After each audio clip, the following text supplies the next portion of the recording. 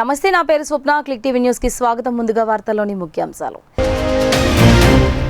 విశాఖలో టెక్ విప్లవం Google AI hub కు సీఎం చంద్రబాబు శంకుస్థాపన. గేమ్ చేంజర్ గా నిలవనున్న గూగుల్ డేటా సెంటర్ ఉత్తరాంధ్ర దశ మారబోతుందన్న సీఎం.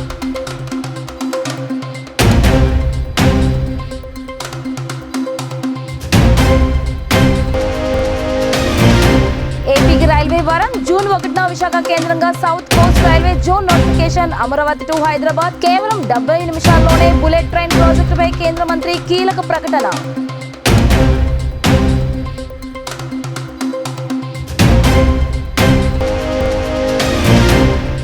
రాష్ట్రంలో కృత్రిమ ఇంధనం సంక్షోభం. కూటమి సర్కార్ అసమర్థతే కారణమన్న సజ్జల. అమరావతి కోసం స్పెషల్ కోటానా? పౌర సరఫరాల కమిషనర్ లేఖపై సజ్జల తీవ్ర విమర్శలు.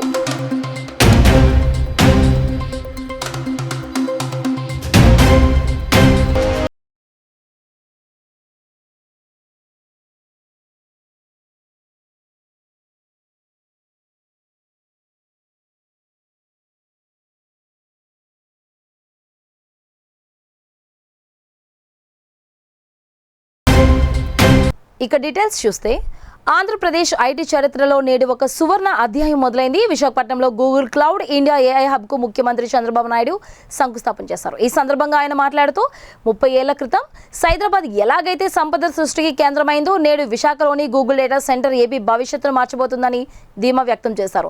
$15 బిలియన్ భారీ పెట్టుబడితో రాబోతున్న ఈ ప్రాజెక్టు భారత్ తూర్పు తీరంలో టెక్ సూర్యోదయం లాంటిదని సీఎం అభివర్ణించారు. అదానీ గ్రూప్, ఎయిర్టెల్ సహకారంతో 2028 సెప్టెంబర్ నాటికి ఈ ప్రాజెక్టును పూర్తి చేయాలని లక్ష్యంగా విధించారు. గూగుల్ రాకతో ఉత్తరాంధ్రలో వలసలు ఆగిపోతాయని, ఇక్కడి యువతకు అంతర్జాతీయ స్థాయి ఉపాధి లభిస్తుందని భరోసా ఇచ్చారు. సుపరిపాలనలో తాను కూడా ఏఐ అసిస్టెంట్ సేవలు తీసుకుంటున్నానని చెబుతూ డబుల్ ఇంజిన్ సర్కార్తో స్వర్ణాంధ్ర విజయ్ సాకారం చేస్తామని స్పష్టం చేశారు. అందరికీ మనస్ఫూర్తిగా నమస్కారాలు. ఆంధ్రప్రదేశ్ చరిత్రలో మరిచిపోలేని రోజు, ఒక చరిత్రకు శ్రీకారం చుట్టబోయే రోజు ఈ రోజు అని చెప్పి మీ అందరికీ తెలియజేస్తున్నా.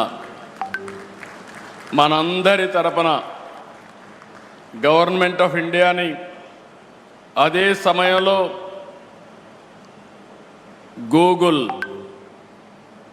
ఈరోజు విశాఖపట్నంకు వచ్చిందంటే మనందరికీ గర్వకారణం. గూగుల్ రాక విశాఖపట్నానికే కాదు, ఆంధ్రప్రదేశ్కు ఒక గేమ్ చేంజర్ అని చెప్పి నేను మీకు తెలియజేస్తున్నా.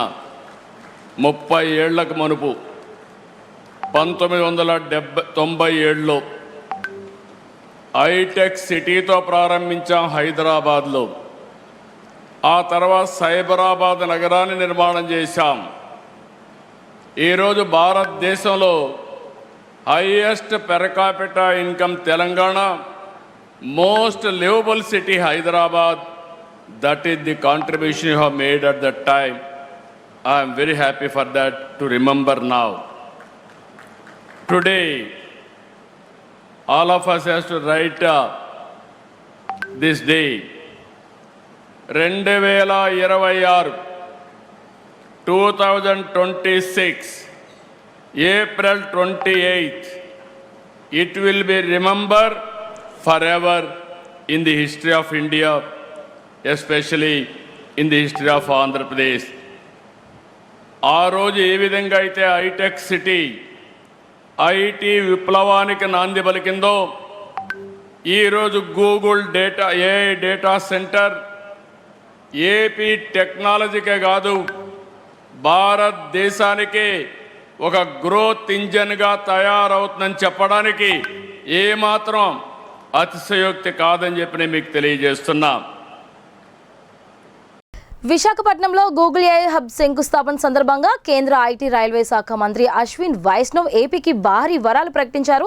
రాష్ట్ర విభజన హామీ అయిన సౌత్ కోస్ట్ రైల్వే జోన్ను జూన్ 1వ తేదీన అధికారికంగా నోటిఫై చేయబోతున్నట్లు వెల్లడించారు. అమరావతి నుంచి హైదరాబాద్కు కేవలం 70 నిమిషాల్లోనే, చెన్నైకి 112 నిమిషాల్లోనే చేరుకునేలా బుల్లెట్ ట్రైన్ ప్రాజెక్టులు సాకారం కాబోతున్నాయని తెలిపారు. ఏపీకి గతంలో కంటే 10 ఎక్కువగా, అంటే 10,134 కోట్ల రూపాయల రైల్వే బడ్జెట్ కేటాయించామని పేర్కొన్నారు. రాష్ట్రంలో 74 రైల్వే స్టేషన్ల ఆధునీకరణతో పాటు ఈస్ట్ వెస్ట్ కారిడార్ ద్వారా లాజిస్టిక్స్ రంగాన్ని బలోపేతం చేస్తామని మంత్రి స్పష్టం చేశారు. Point South Coast Railway Zone.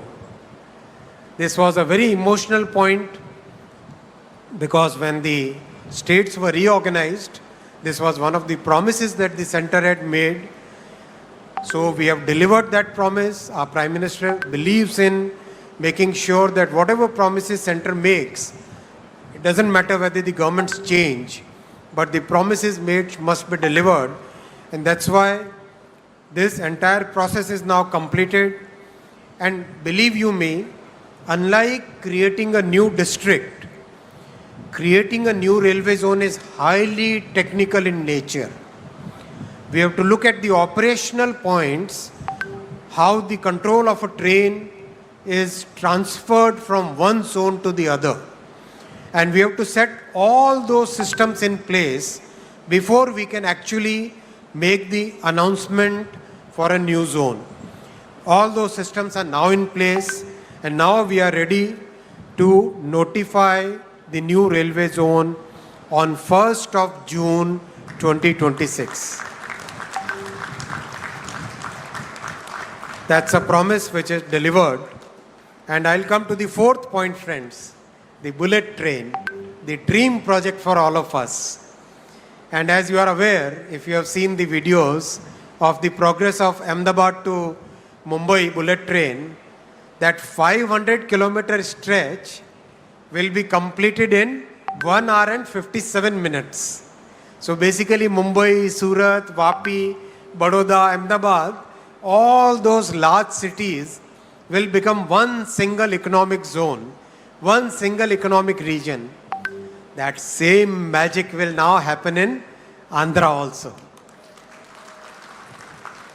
రాష్ట్రంలో నెలకొన్న పెట్రోల్ డీజిల్ కొరతపై వైసీపీ నేత సజ్జల రామకృష్ణారెడ్డి కూటమి ప్రభుత్వంపై మండిపడ్డారు. సామాన్యులకు ఇంధనం అందక ఇబ్బందులు పడుతుంటే అమరావతి పనుల కోసం ప్రత్యేకంగా డీజిల్ సరఫరా చేయాలని పౌర సరఫరాల కమిషనర్ లేఖ రాయడంపై ఆయన ఆగ్రహం వ్యక్తం చేశారు. ప్రభుత్వానికి ప్రజల కష్టాల కంటే అమరావతి డ్రీమ్ మాత్రమే కనిపిస్తుందని విమర్శించారు. సంక్షోభాన్ని ఆసరాగా చేసుకుని దళారులు బ్లాక్ మార్కెట్ కేటుగాళ్లు దోచుకుంటున్నారని, దీనిపై ఇప్పటికే తమ ఎంపీ అవినాష్ రెడ్డి కేంద్రానికి ఫిర్యాదు చేశారని సజ్జల పేర్కొన్నారు. దాదాపు వారం రోజులు అవుతోంది ఈ రాష్ట్రంలో ఒక ప్రభుత్వం అనేది ఉందా, దాని ఆధ్వర్యంలో ఒక పరిపాలన అనేది సాగుతుందా అనే అనుమానం రావడం కాదు, అది లేదు అని స్పష్టమయ్యే రీతిలో రాష్ట్ర పరిస్థితి కనిపిస్తుంది. అందరూ గమనిస్తూనే ఉన్నారు. ఇప్పుడు ప్రస్తుతం ఈ రోజుల్లో ఫ్యూయల్ లేకుండా, పెట్రోల్ డీజిల్ లేకుండా అసలు రోజువారీ జీవితం అనేది స్టాండ్ స్టిల్, అంటే స్తంభించిపోయే పరిస్థితి ఉంది.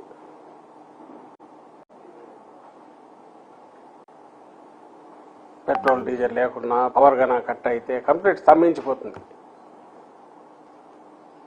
డే టు డే యాక్టివిటీస్ అన్నీ, అలాగే డే టు డే యాక్టివిటీస్ మనం బతకడానికి అవసరమైన వాటి సమకూర్చేవన్నీ, అలాంటి పరిశ్రమలు కావచ్చు, సర్వీసెస్ కావచ్చు, అన్నీ స్టాండ్ స్టిల్కి వస్తాయి సరిగా లేకపోతే సప్లై. అత్యంత సెన్సిటివ్ ఇష్యూ. ఆ విషయంలో మన రాష్ట్రంలో దాదాపు వారం రోజులుగా, గత బుధవారము గురువారం నుంచి చూస్తే కళ ముందు కనపడుతోంది. దానికి ఎక్కడో ఎవరికో తెలియకుండా అడవుల్లోనో కొండల్లోనో లేకపోతే ఇళ్ల లోపల జరుగుతున్నది కాబట్టి మాకు తెలియదు అనుకోవడానికి లేదు. ఏ రోడ్డు మీద చూసినా వరుస పెట్టి క్యూలు వెహికల్స్ ఉంటున్నాయి.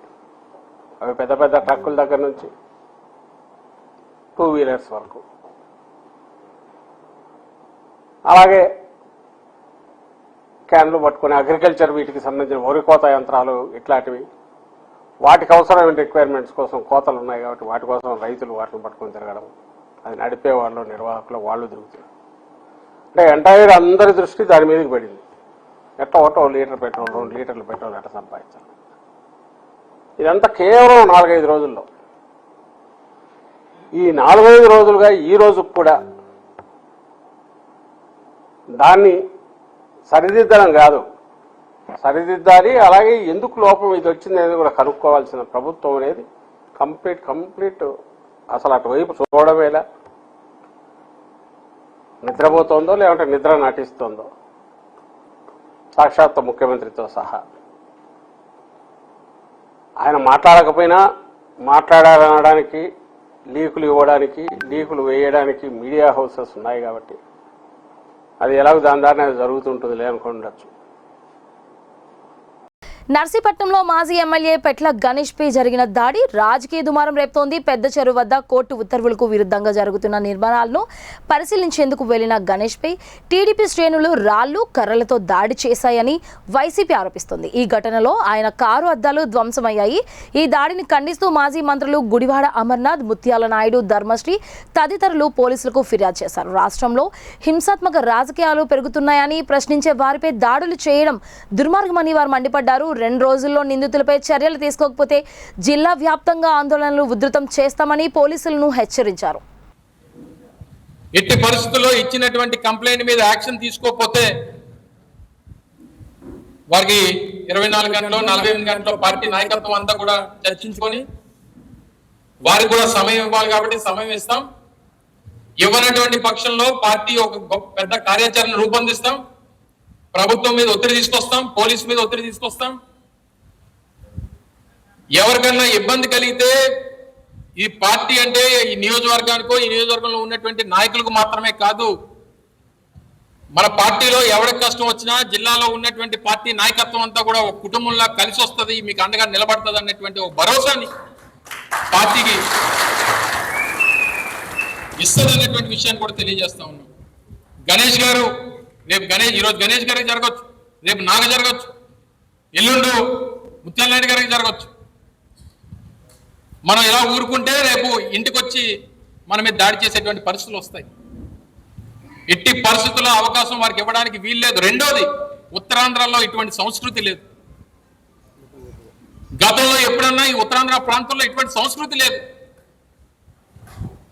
మన దగ్గర ఎప్పుడు కూడా రాజకీయంగా ఆరోపణలు ప్రత్యారోపణలు చేసుకోవడం అనేటువంటి సహజం. అది రాజకీయాల్లో సహజంగా ఉండాల్సినటువంటి విధానం. కానీ ఇలా మనుషుల్ని చంపేటువంటి పరిస్థితులు తీసుకొని వచ్చారంటే అసలు ఈ నాయకత్వాన్ని ఏమనాలో, ప్రభుత్వాన్ని ఏమనాలో, లా అండ్ ఆర్డర్ కనీసం కంట్రోల్లో లేనటువంటి ఈ ప్రభుత్వం ఈరోజు రాష్ట్రంలో ఉన్నందుకు బాధపడాలో తెలియనటువంటి పరిస్థితులు ఈరోజు రాష్ట్రంలో ఉన్నాయి. ఎప్పుడూ లేనటువంటి సంస్కృతి, ఉత్తరాంధ్ర ప్రాంతంలో లేనటువంటి సంస్కృతి, ఈ రకంగా దాడులు జరిగేటువంటి దాన్ని ఉపేక్షించేటువంటి పరిస్థితులే ఉండవు అనేటువంటి విషయాన్ని కూడా ఇది పార్టీ నాయకుడు జగన్మోహన్ రెడ్డి గారి మాటగా, పార్టీ అధినాయకత్వం పెద్దలు జగన్మోహన్ రెడ్డి గారి మాటగా, ఈ ప్రాంతంలో మన పార్టీ నాయకులుగా ఉన్నటువంటి బొత్స సత్యనారాయణ గారు కానీ, మన రీజనల్ కోఆర్డినేటర్ కన్నబాబు గారు కానీ ఎప్పటికప్పుడు జరుగుతున్నటువంటి పరిస్థితుల్ని సమీక్షిస్తూ అవసరమైతే అందరూ కూడా గణేష్ గారికి అండగా నిలబడాలి, గణేష్ కుటుంబానికి భరోసాను ఇవ్వాలనేటువంటి అభిప్రాయంతో రాత్రి నుంచి పెద్ద ఎత్తున రాష్ట్ర వ్యాప్తంగా పార్టీ అంతా కూడా వారి వెంట ఉంది అనేటువంటి మెసేజ్ని ఇస్తా ఉంది. ప్రభుత్వం ఇప్పటికన్నా దిగి రావాలి, ఇచ్చినటువంటి కంప్లైంట్ మీద తక్షణమే యాక్షన్ తీసుకోవాలి, తీసుకొని నిన్న దాడి చేసినటువంటి వారి మీద వారిని అరెస్ట్ చేయాలి. ఏదో చిన్న చిన్న కేసులు పెడితే ఊరుకునేటువంటి ప్రసక్తే లేదు. అటెంప్ట్ టు మర్డర్ కేసు 307 పెట్టాల్సిందే. అందులో ఇన్వాల్వ్ అయినటువంటి వ్యక్తులు కూడా గత చరిత్ర ఉన్నటువంటి వారు, గతంలో ఇటువంటి ఇల్లీగల్ యాక్టివిటీస్, ఇటువంటి మర్డర్ యాక్టివిటీస్ ఇందులో ఇన్వాల్వ్ అయినటువంటి వ్యక్తులు ఇందులో అందరూ ఉన్నారు కాబట్టి తక్షణమే వాళ్ళ మీద యాక్షన్ తీసుకోవాలనేటువంటిది వైఎస్ఆర్ కాంగ్రెస్ పార్టీ డిమాండ్ చేస్తూ ఉంది. కంప్లైంట్ ఇచ్చిన తర్వాత రేపు ఎల్లుండి చూసి దాని మీద కార్యాచరణ రూపొందించి యాక్షన్ తీసుకోకపోతే మాత్రం ఈ సందర్భంగా మరొకసారి తెలియజేస్తూ ఉన్నాం, జిల్లా అంతా కూడా ఏకమవుతుంది. జిల్లా నాయకత్వం, జిల్లాలో ఉన్నటువంటి పార్టీ కార్యకర్తలు, జిల్లాలో వైఎస్ఆర్ కాంగ్రెస్ పార్టీ నాయకత్వం అంతా కూడా నర్సీపట్నం వేదికగా ప్రభుత్వాన్ని నిలదీసేటువంటి రోజు తెచ్చుకోవద్దు అనేటువంటి విషయాన్ని మరొకసారి ఈ సందర్భంగా మీ ద్వారా తెలియజేసుకుంటూ, మరొకసారి ఈరోజు నాయకత్వం అంతా కూడా రావడానికి కారణం మీకు తోడుగా పార్టీ ఉంది, మీకు తోడుగా మీ కుటుంబం ఉంది, మీకు ఏ ఆపద వచ్చినా మీ కుటుంబ సభ్యులు మీకు అండగా నిలబడతారు, మీ ముందుండి నిలబడి పోరాటం చేస్తారనేటువంటి మెసేజ్ని ఇవ్వాలన్నటువంటి ఉద్దేశంతో ఈరోజు జిల్లా నాయకత్వం అంతా కూడా మీదే వచ్చిందనేటువంటి విషయాన్ని తెలియజేసుకుంటూ, గణేష్ గారు ఆయన ధైర్యవంతుడు, అందులో ఏ రకమైనటువంటి మరో ఆలోచన లేదు. కానీ వారి కుటుంబ సభ్యులకి, వదినికి కానీ పిల్లలకు కానీ వారి తల్లికి కానీ వారందరికీ భరోసా ఇవ్వాలన్నటువంటి ఉద్దేశంతోనే ఈరోజు అందరూ కూడా రావడం జరిగింది అనేటువంటి విషయాన్ని మరొకసారి ఈ సందర్భంగా తెలియజేస్తా ఉన్నాం. విశాఖ పర్యటనలో భాగంగా ముఖ్యమంత్రి చంద్రబాబు నాయుడు సింహాచల శ్రీ వరాహ లక్ష్మీ నరసింహస్వామిని దర్శించుకున్నారు. ఆలయానికి చేరుకున్న సీఎంకు అర్చకులు, అధికారులు ఘన స్వాగతం పలికారు. సంప్రదాయం ప్రకారం కప్పస్తంభాన్ని దర్శించుకుని మొక్కులు చెల్లించుకున్న ముఖ్యమంత్రికి వేద పండితులు ఆశీర్వచనాలు అందజేశారు. ముఖ్యమంత్రి వెంట కేంద్ర మంత్రులు రామ్మోహన్ నాయుడు, పెమ్మసాని చంద్రశేఖర్, రాష్ట్ర మంత్రులు అనిత, డోలబాల వీరాంజనేయ స్వామి మరియు స్థానిక ఎమ్మెల్యేలు పల్లా శ్రీనివాసరావు, గంటా శ్రీనివాసరావు తదితరులు ఉన్నారు. అంతకుముందు స్వామివారికి ప్రత్యేక పూజ నిర్వహించిన సీఎం రాష్ట్ర ప్రజలందరూ క్షేమంగా ఉండాలని కోరుకున్నట్లు తెలిపారు.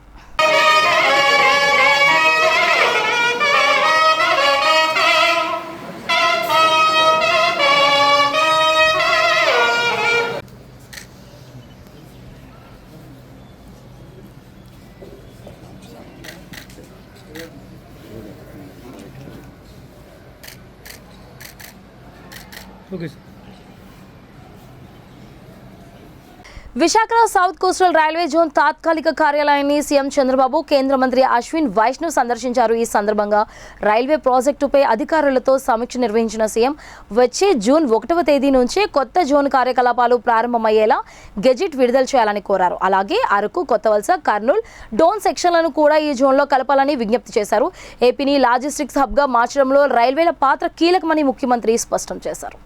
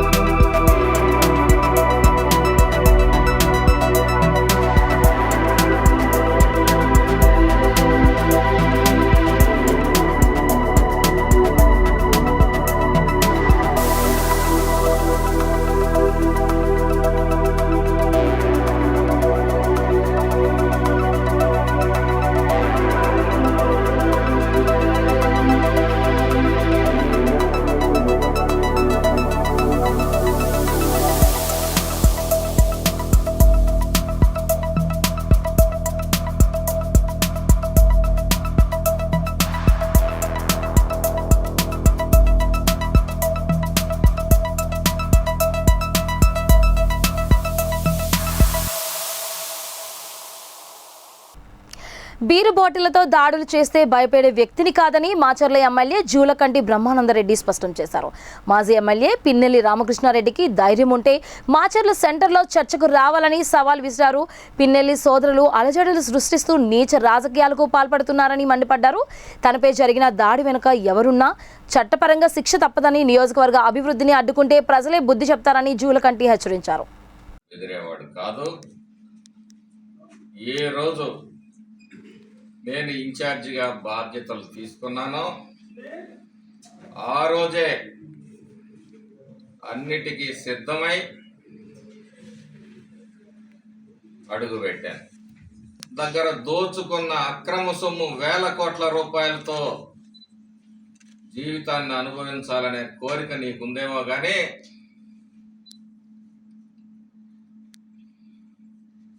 నాకైతే దేవుడు ఏ రోజు మరణాన్ని శాసిస్తాడో ఆ రోజు జరుగుతుంది. నీ పాపం పండే రోజు కూడా దగ్గరలోనే ఉంది రామకృష్ణారెడ్డి.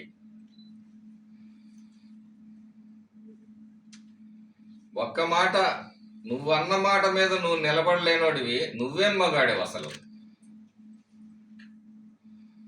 నువ్వు మగతనం గురించి మాట్లాడతావా?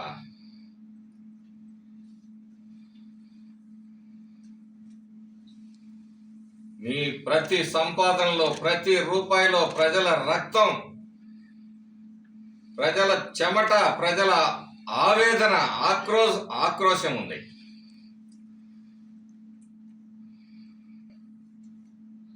ప్రజల కళ్ళల్లో ఆనందం చూడాలి, ప్రజల గొంతులు తడపాలి, ప్రజల పొలాలకి నీరు అందించాలి అనే తపనతో మరి రాష్ట్రంలో, ముఖ్యంగా మాచర్ల నియోజకవర్గంలో గౌరవ పార్లమెంట్ సభ్యులు లావు శ్రీకృష్ణదేవరాయలు గారు, మేము చంద్రబాబు గారి నాయకత్వంలో పనిచేస్తూ ఉంటే ఈ మాచర్లని రక్తసిక్తం చేయాలి అనే విషబీజాలు నాటాలనే సంకల్పంతో నువ్వు పనిచేస్తా ఉన్నావు. పాలకొల్లులో మంత్రి నిమ్మల రామనాయుడు మానవత్వాన్ని చాటుకున్నారు. ఎన్నికల ప్రచారంలో ఇచ్చిన హామీ మేరకు ఓ నిరుపేద కుటుంబానికి పక్క ఇల్లు నిర్మించి ఇచ్చేందుకు స్వయంగా గడ్డపార పట్టి శ్రమదానం చేశారు. బ్రాడీపేటలో ఇంటి నిర్మాణ పనుల్లో కార్మికులతో కలిసి పనిచేసిన మంత్రి ఆ కుటుంబానికి ఆర్థికంగానూ భరోసా ఇచ్చారు. వైసీపీ హయాంలో పేదల సొంత ఇంటి కల నెరవేరలేదని, కూటమి ప్రభుత్వం పేదల పక్షాన ఉంటుందని ఈ సందర్భంగా ఆయన స్పష్టం చేశారు. 2వ వార్డు నందు పెద్దింట్లు, గోగులు, నిరుపేదలు ఆయన రక్షా తొక్కి ఆ రక్షా మీద వచ్చినటువంటి ఆదాయంతో వాళ్ళ జీవనం. వాళ్ళకి ఒక అమ్మాయి ఉంది, ఆ అమ్మాయికి మళ్ళీ 3 అమ్మాయిలు. ఇటువంటి స్థితిలో మొన్న 2024 ఎన్నికల ప్రచారం సందర్భంగా ఈ వీధిలో తిరుగుతూ ఇంటింటికి వెళ్తూ ఈ యొక్క గోగులు ఇంటి దగ్గరికి వచ్చినప్పుడు కూడా తాటాకిల్లు ఉన్నటువంటి పరిస్థితి. తాటాకిల్లు అంటే ఈవేళ తాటాకులు కొట్టేవాడు లేడు, తాటాకులు మడతొక్కేవాడు లేడు, తాటాకులు కుట్టేవారు కూడా లేనటువంటి పరిస్థితి నాకు తెలిసి. ఇటువంటి రోజుల్లో కూడా ఇట్లా తాటాకిట్లు ఎట్లా ఉంటూ ఉన్నారనేది ఒకటి. 2, ఆ తాటాకిళ్ళు కూడా వర్షానికి ఆగట్లేదని చెప్పి దాని మీద మళ్ళీ బరకాలు, ఫ్లెక్స్లు వంటివి కప్పుకుని ఉన్నటువంటి స్థితిని చూడడం జరిగింది. అదేవిధంగా పెద్దింట్లు గారు అయితే మరి బ్యాక్ సైడు కట్టెల పొయ్యి పెట్టుకుని అక్కడ వంట చేసుకుంటూ కనిపించినటువంటి పరిస్థితుల్లో వాళ్ళ జీవనం చూసి ఏమ్మా ఇల్లు ఎందుకు కట్టుకోలేదు అని అంటే, మరి వైసీపీ ప్రభుత్వంలో ఎక్కడ కూడా మాకు ఇల్లు ఇచ్చినటువంటి పరిస్థితి లేదు అని అంటే, ఆ రోజు 14, 19లో 5 సంవత్సరాలు మన తెలుగుదేశం ప్రభుత్వంలో ఆ రోజు 2,50,000 ఇచ్చాం. ఆ రోజు పెట్టుకోవాల్సిందని అంటే మేము ఆ రోజు మీరు కొంత ఇచ్చినా మిగిలింది పెట్టుకుని కట్టుకునే స్తోమత లేదు అని ఆ రోజు ఆగిపోయాం అని వాళ్ళు చెప్తే, మీకు ఇబ్బంది ఏమీ లేదమ్మా, ఈ వైసీపీ ప్రభుత్వంలో కట్టుకోవడం కష్టమే, కానీ రేపు మన ప్రభుత్వం వచ్చిన తర్వాత తప్పనిసరిగా ఆ యొక్క ప్రభుత్వం నుంచి వచ్చేటువంటి 2,50,000 రూపాయలు దాని నుంచి కూడా మీరు కట్టుకోలేరు కాబట్టి నేనే రేపు మళ్ళీ ఆ ఇంటి నిర్మాణాన్ని మేము, అదేవిధంగా దాతలు మేమందరం కూడా శ్రమదానం చేసి మీ పేదవాడి ఇల్లు నిలబెడతామని చెప్పి ఆ రోజు నేను ఎన్నికల ప్రచారంలో ఆమె వంట చేసుకుంటూ ఉంటే ఆమెకు నేను ఆ రోజు మాట ఇచ్చాను 2024లో. విజయనగరం జిల్లాలో నెలకొన్న ఇంధన కొరత రైతులపై తీవ్ర ప్రభావం చూపుతోంది. పెట్రోల్, డీజిల్ దొరకక మోటార్ల ద్వారా పంట పొలాలకు నీరు అందించలేకపోతున్నామని, దీంతో పంటలు ఎండిపోతున్నాయని వైసీపీ రైతు విభాగ ఆవేదన వ్యక్తం చేసింది. ఈ మేరకు జిల్లా అధ్యక్షుడు మంత్రి అప్పలనాయుడు ఆధ్వర్యంలో నాయకులు కలెక్టరేట్కు వచ్చి డిఆర్ఓ సత్యబాబుకు వినతి పత్రం అందజేశారు. గత ప్రభుత్వం రైతులకు ఎప్పుడు ఇబ్బంది కలగకుండా చూసిందని, ప్రస్తుత ప్రభుత్వం కూడా యుద్ధ ప్రాతిపదికన ఇంధన సమస్యను పరిష్కరించి అన్నదాతలను ఆదుకోవాలని వారు డిమాండ్ చేశారు. మరి ముందుగా ఈరోజు డీజిల్, పెట్రోల్ కొరత వచ్చింది. మరి వచ్చినందువల్ల రైతులైతే ఇప్పుడు వరి పంట చివరి దశలో నీరు తడి కట్టవలసిన పరిస్థితి ఉంది. ఇప్పుడు ఆయిల్ ఇంజిన్లకి అయితే ఎక్కడ డీజిల్ దొరికే పరిస్థితి లేదు. అలాగే నిత్యావసర సరుకులు కూడా తెచ్చుకునే పరిస్థితి ఈరోజు మరి పక్కచాటుగా మరి అవి కూడా ఆ డీజిల్ ఇలాంటివన్నీ అమ్మడం జరుగుతుంది. దాని ద్వారా రేట్లు ఎక్కువ తెచ్చే పరిస్థితి ఉంది. అది ఏదైతే గత ప్రభుత్వం మరి వైఎస్ఆర్ ప్రభుత్వం, మరి మాజీ ముఖ్యమంత్రి జగన్మోహన్ రెడ్డి గారు రైతుకి అనేకమైనటువంటి సంక్షేమ కార్యక్రమాలు పెట్టి మరి రైతాంగానికి ముందుగా ప్రతి సంవత్సరం కూడా 5వ నెలలోనే వరి విత్తనాలు అవనివ్వండి, అలాగే ఎరువులు అవనివ్వండి, అన్నీ కూడా మందులు అవనివ్వండి సక్రమంగా తెచ్చి రైతు భరోసా కేంద్రం ద్వారా ఇచ్చినటువంటి పరిస్థితి. మరి ఈరోజు ఈ ప్రభుత్వానికి అది లేదు. ఏదైతే ఈవేళ అనుకున్నాం దేశానికి వెన్నెముక రైతు, అయితే జై జవాన్ జై కిసాన్ మరి రెండు కూడా ఏదైతే సైనికుడు తను మరణిస్తారని తెలిసి కూడా మన కోసం మన భద్రత కోసం బార్డర్లో యుద్ధం చేస్తాడు. అలాగే రైతు తను నష్టపోతారని తెలిసినా కూడా మరి పక్కవారికి తిండి పెట్టాలనే ఆలోచనతో కష్టపడే ఇంటి పిల్లలందరూ కూడా కష్టపడేటువంటి పరిస్థితి. ఈ రోజున మనం యూరియా చూసుకుంటే 600 రూపాయలు చేసి బస్తా కొనవలసి వచ్చినటువంటి పరిస్థితి. విజయనగరం జిల్లా బొబ్బిలిలో గ్రామ దేవతల పండుగలు వైభవంగా జరుగుతున్నాయి. గొల్లపల్లి దాడి తల్లి, పాత బొబ్బిలి సరే పోలమ్మ అమ్మవార్ల జాతర సందర్భంగా మంగళవారం ఆలయానికి భక్తులు పోటెత్తారు. తెల్లవారుజాము నుంచే భక్తులు క్యూ లైన్లలో వేచి ఉండి అమ్మవార్లకు మొక్కులు చెల్లించుకుంటున్నారు. సుమారు 24 గ్రామాల ప్రజలు ఈ వేడుకలకు తరలి రావడంతో పట్టణంలో పండగ వాతావరణం నెలకొంది. ఇక ఈరోజు సాయంత్రం 6 గంటలకు పురవీధులలో నిర్వహించనున్న సిరిమానోత్సవం ప్రధాన ఆకర్షణగా నిలవనుంది. ఈ వేడుకను దర్శించుకునేందుకు భారీగా భక్తులు తరలివస్తారని ఆలయ నిర్వాహకులు తెలిపారు.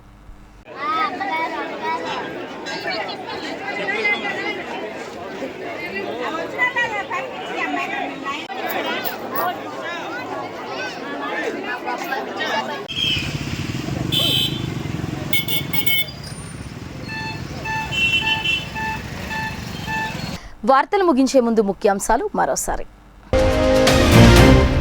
విశాఖలో టెక్ విప్లవం గూగుల్ ఏఐ హబ్ కు సీఎం చంద్రబాబు శంకుస్థాపన.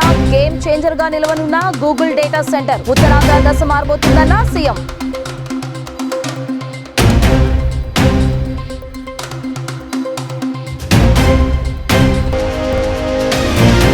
ఏపీకి రైల్వే వారం జూన్ 1న విశాఖ కేంద్రంగా south Coast railway zone notification. Amaravati to Hyderabad కేవలం 70 నిమిషాల్లోనే బుల్లెట్ ట్రైన్ ప్రాజెక్టుపై కేంద్ర మంత్రి కీలక ప్రకటన.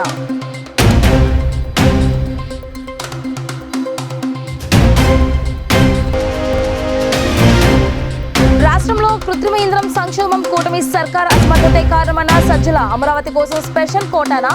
పౌర సరఫరాల కమిషనర్ లేఖపై సజ్జల తీవ్ర విమర్శలు.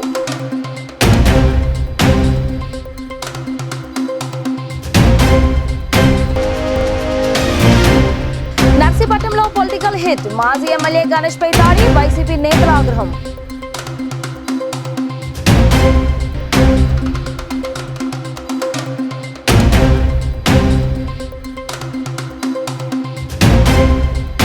ఇవి బులెటిన్ అప్డేట్స్. మరిన్ని వార్తా విశేషాలతో మళ్ళీ కలుద్దాం. అంతవరకు సెలవు. నమస్తే.